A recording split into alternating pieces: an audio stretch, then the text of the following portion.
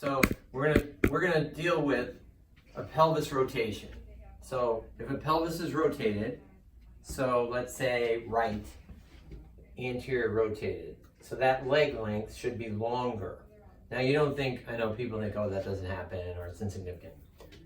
Well, I could be trying to stabilize a person's neck and they feel better, and then they come back and it gets worse and they feel better. And if that happens to me 2 or 3 times, I go to their legs and check if their pelvis is aligned. Because if it's not, then that will never be right. So most of the time, if that occurs, lo and behold, I've got one leg longer. So now I'll show you how I check it, and then I use an osteopathic technique, muscle energy technique. And then, though, I don't just say, this is the technique and this will get them better. No.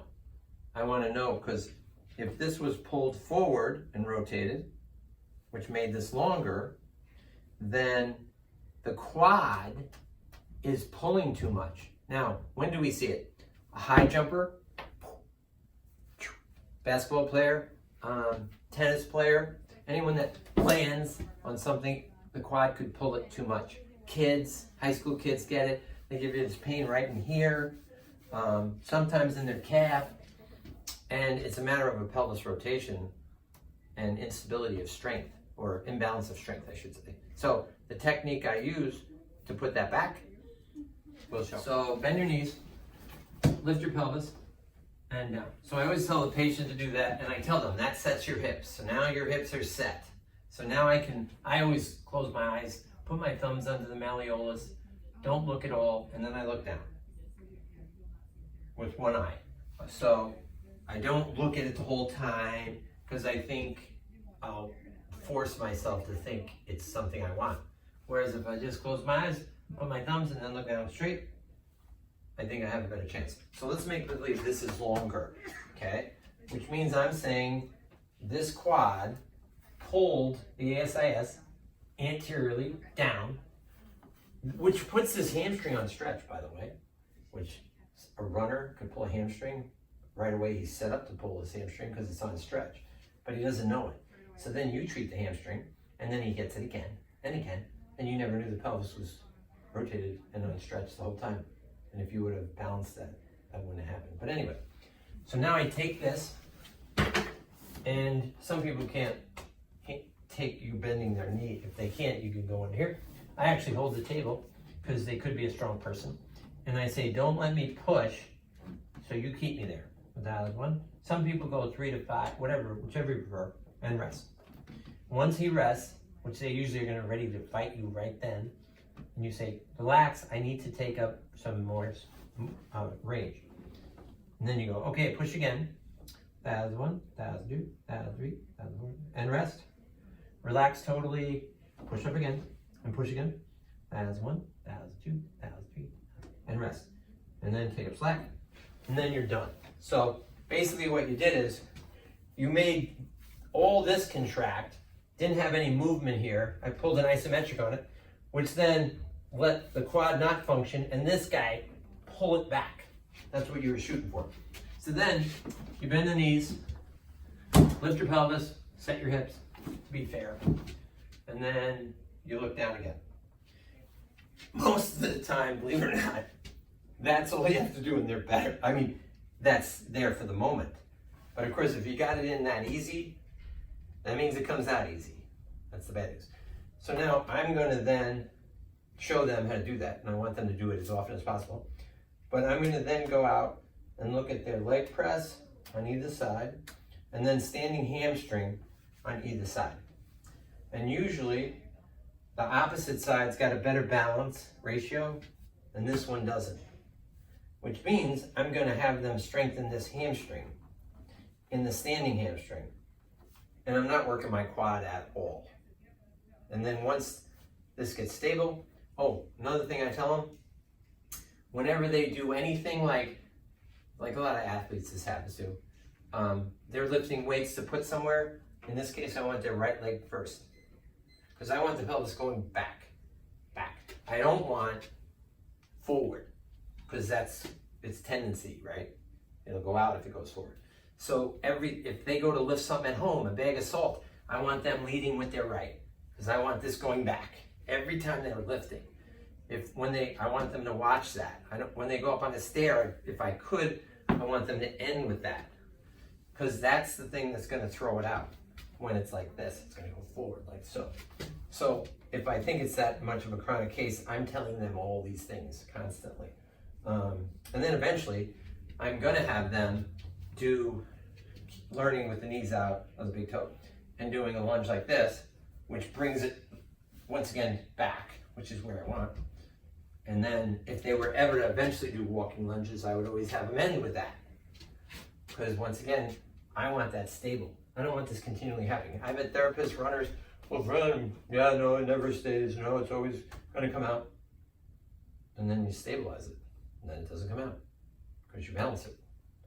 I do not think that's a chronic thing, and I think it should be fixed, period. Now, if their pain is on the left leg, but their right leg is longer or their left leg is shorter, do you just... Well, yeah, you have to decide. First thing I'm going to do is this. If this doesn't move, well, then I'm flipping you over. Then you do the short. Then I'll do the same technique. I mean, opposite, you're being prone. I think this is it. Then I'll be doing this. And I'll go, I want you to pull down towards the table. 1001, 1002, 1003, 1004, 1005, press. Pull up, push down, 1000, and I'll do that one On the 3 times. Just, the opposite, right? Because we're saying this is short. This wasn't the problem, right? Yeah. So then I would say that. Now, if that's the case, then you got the opposite. You're probably going to find a weaker quad and a tight, strong hamstring. So let's have you roll over. Yeah, so who cares what side the pain's on? It's like what you find. Okay, so here's things that are really can throw wrenches in this. Whether you learn this in school or not, I can prove it to be true. If I take this and I do this 10 times, this leg will be shorter. If I take this and I do this 10 times, this leg could be longer. So here I am trying to get this very flexible person who's in yoga stable. And she sits like this, which wrecks everything every time. So unfortunately, while we're getting this stable, I can't have her sit like that. That's against the treatment. So here's where knowing that this can do this to a leg and this can do this to a leg. Now, if you're healthy, nothing happens, right? It's kind of like the disc. If your disc has never been compromised, you can bend forward 1,000,000 times, backwards, nothing happens. But if there's been a compromise, things affect things. So I've shown people, so I've done my tests, and they're long, and they tell me, oh, they always sit like this. And I go, that throws it out. And then I'll say, okay. And then I'll do this, or I'll do this 10 times. And then I'll look, okay. You can't check it, but it's out. Well, then we can't do that for the moment. So once again, I think if there's one thing that I see the most, which is our hesitation for limiting people, when that's what's going to help them get better. And then once they're better, you're going to get them back to their stuff. But they have to know this, what throws them out, right? It's kind of like if they have a disc and they're going to sit for 4 hours.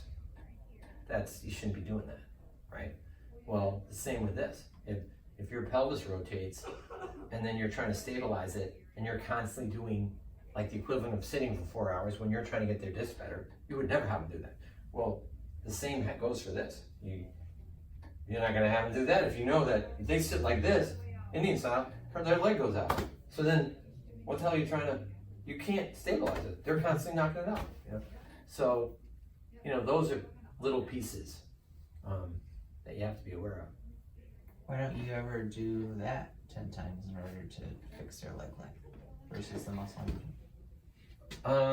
Well, that is I think, global effect, right? Mm-hmm. This, I know straight what I'm doing. Okay. This, I can do the anything. mechanics of what's bringing that about, Got it. I don't know. Like, I don't know how to make that better. Okay. Yeah. I know if I make this better, they can do that. I don't know how to, like, do that. Like, I do know that the response to this is this. And then that brings you back. Yeah. Like, I know that. But I don't know how to make that better. Because other than telling the person to try to do that. Oh, yeah. You know, I mean, It's they not can. like a strengthening. Yeah. Okay, bend your knees. Lift your pelvis. And down.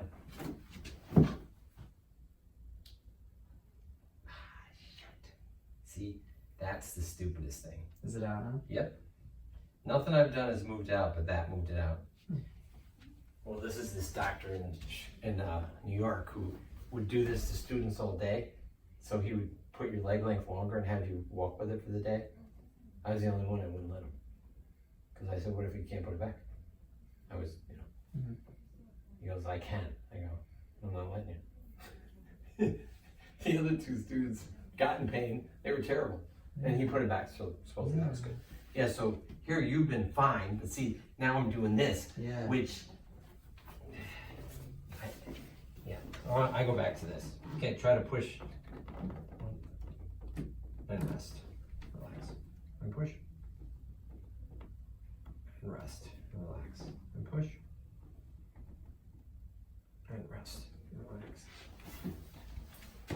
Yuck. Bend your knees. So then when the patients like Lift your don't pelvis. feel a Yeah. difference. Well, not right away. Thank God.